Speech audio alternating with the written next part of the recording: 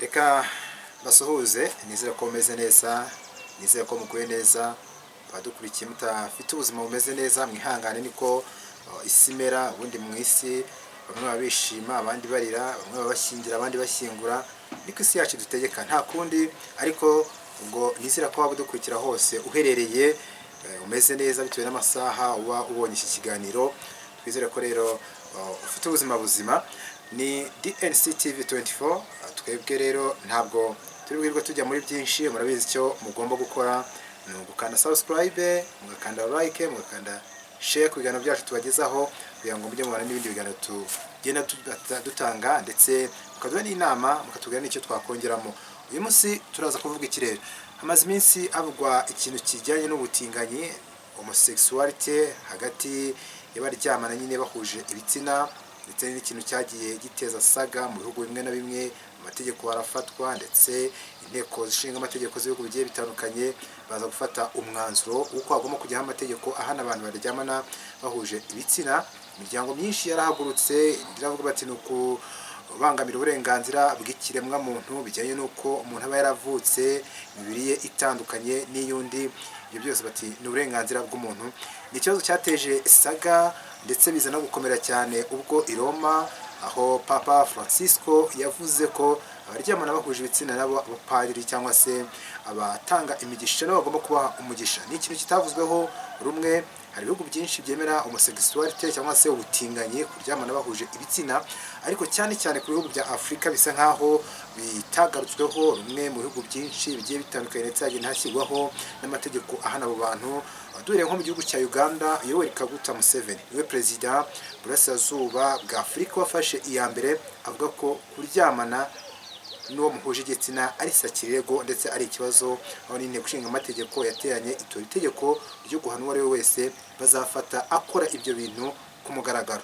Ni ikintu imiryango mpuzamahanga ndetse n'ibihugu by'i Burayi byamaganiye kure, ndetse bimwe bihagarika inkunga ku bihugu byagiye bifata amategeko nk'ayo ngayo, bahereye ku gihugu cya Uganda. Si Uganda gusa kuko n'ibindi bihugu bafatanyije, yaba Niger, Burkina Faso, ibi byose byagiye bifatirwa ibihano bijyanye n'uburyo ki byagiye byamagana ibijyanye n'amategeko ahereza uburenganzira abaryamana bahuje ibitsina. Nyuma y'uko rero Papa Francisco afashe cyangwa se asohoye itangazo ryerekana ko abaryamana bahuje ibitsina bagomba guhabwa umugisha n'abapadiri, ndetse bikaza kuvuga ko ari ikibazo gikomeye. Abapadiri bamwe baravuga bati ntabwo bikwiye kuko umugisha w'aba bana ubundi ugomba guhabwa umugore n'umugabo, aho rero bavugaga ko bihabanye n'itegeko ry'Imana. Ariko Papa Francis akavuga ati abantu bose ni abanyabyaha. Kubera iki? Nimba ariko ateye, nimba ariko ameze, hatabaho icyo kintu cyo kugira ngo nabo bahabwe agaciro, bahabwe umugisha, kabone n'ubwo babana bahuje ibitsina.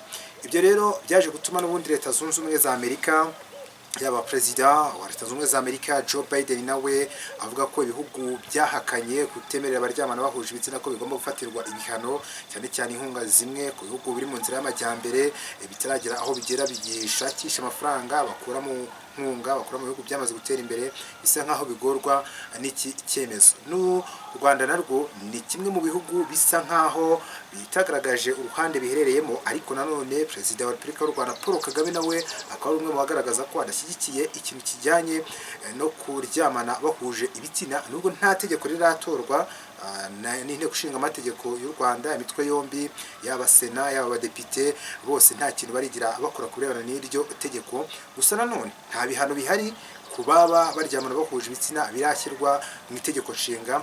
Ariyo mpamvu navuga ngo Leta y'u Rwanda iracyari muri dilema cyangwa se iracyari hagati. Abaryamana bahuje ibitsina mu Rwanda baracyabikora bihishe, ndetse biranagoye ko ushobora kubabona ku karubanda cyangwa se ushobora kubona ubikwemerera ko aryamana n'uwo bahuje ibitsina.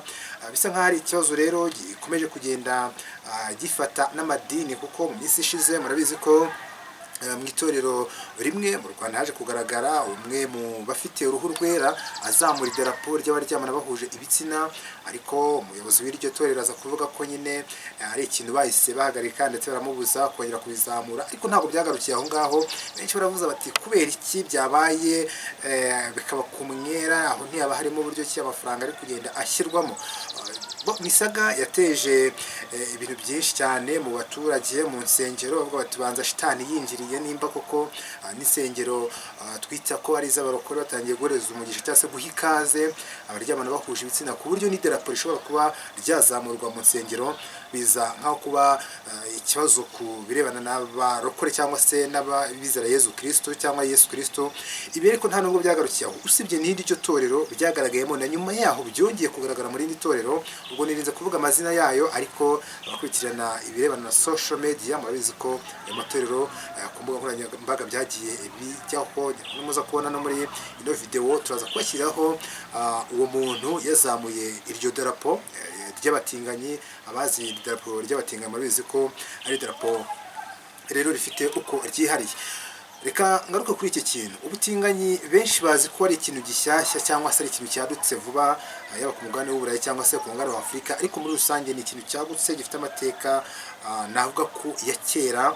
Abazi ibi bya Bibiliya bazi cyitwa Sodoma na Gomora. Sodoma na Gomora, ikintu cyitwa ubusambanyi, ubutinganyi, kuryamana naho bahuje ibitsina, ni ikintu gisa nkaho cyari cyarafashe intera. Imana ihitamo ko irimbura ako gace ka Sodoma na Gomora kubera ibyaha byinshi byahaberaga. Niyo mpamvu rero tuzagenda tubaganiza byinshi bigiye bitandukanye, ariko tugaruka yari kubirebana n'iyobokamana, bari kubirebana na politike y'akarere, politike y'isi, intambara muri Israel, intambara muri Ukraine irahari, mu burasirazuba bwa Repubulika ya Demokarasi ya Kongo, imitwe y'iterabwoba, imitwe igenda ku mahame y'idini ya Kisilamu nko muri Nigeria, Boko Haram zirahari, ibibazo byavutse muri Libya, ibibazo biri kuvuka muri Central Africa, muri Mozambique, Cabo Delgado. Ibiganiro byinshi nshaka ko tuzagenda turambura byose tukabiganiraho kugira ngo tugende twungurana ibitekerezo. Ubundi nuwuhe muzi ibibazo, ni hehe byahereye, ese uyu munsi niki dushobora kwitega kurebana n'umutekano w'ibyo bihugu biri mu ntambara. Reka mbabwire ngo ni DNC TV 24, mukomeze mukurikirana ibiganiro byacu. Twishimira kandi ko muduha ibitekerezo ndetse mukatubwira n'icyo twakosora kugira ngo tujye dukora neza kurushaho.